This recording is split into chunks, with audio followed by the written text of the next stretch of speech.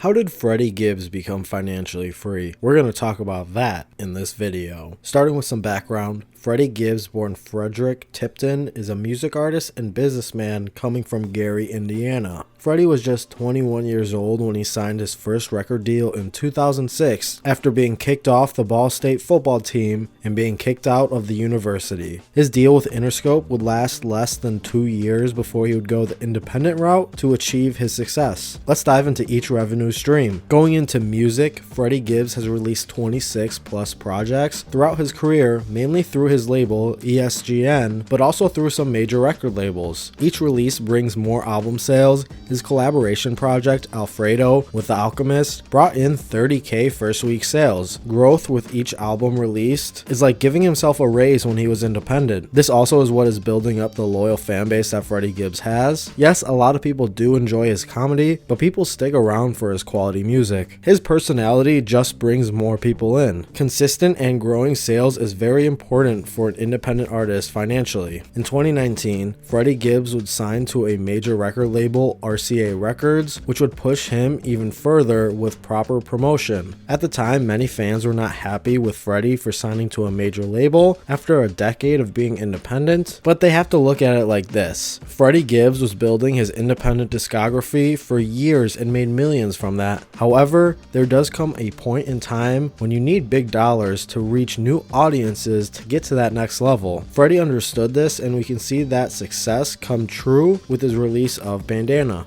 And it's not like Freddie still isn't seeing independent success. Alfredo was released under his label ESGN, which took his career even further. I do want to mention that ESGN is distributed through Empire Records, which does go into the cost. Freddie Gibbs built leverage for himself by staying independent with his ownership, creating a consistent fan base, and showing that he does not need a label. That's where RCA Records steps in, knowing that Freddie Gibbs doesn't need a label, but could use one to his advantage. Freddie is still running his independent label ESGN, but is using the help of RCA Records to push himself further. A major entrepreneurship move was in 2015 when Freddie Gibbs collaborated with Concierge to create his weed strain, Freddie Cane OG. Since then, the strain is very popular, being talked about in 2022 for the high THC percentage. This brand would expand to multiple luxury product lines that would be distributed through the Midwest. This was a big move that is still growing for him today. Freddie Gibbs is no stranger to fashion brand partnerships, just like his music partnerships. He has collaborated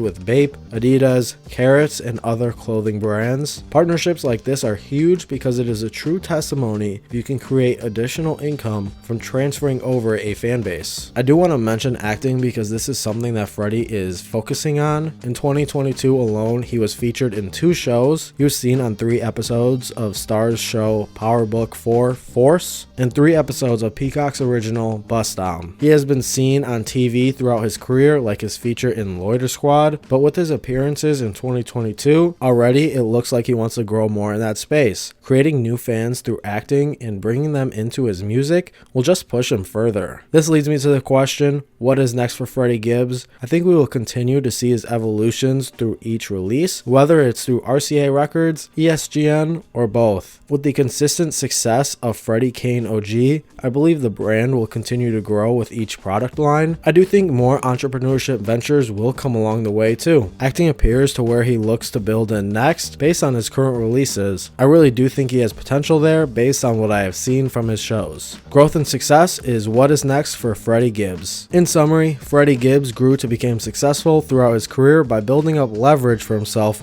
independently, which put him on a continuous growth trajectory. Signing his deal with RCA in 2019 puts him in front of a bigger audience while still owning his music. Freddie Gibbs is an entrepreneur with his label and Freddie Cane OG. He also continues to open doors with brand partnerships, which is a good source of revenue. Overall, Freddie Gibbs will continue to grow after every venture to continue to be financially free. And that is how Freddie Gibbs became financially free. I hope you found this video informational. If you did, please leave a like and subscribe, as well as let me know who I should talk about next. Thank you for watching. Have a great day.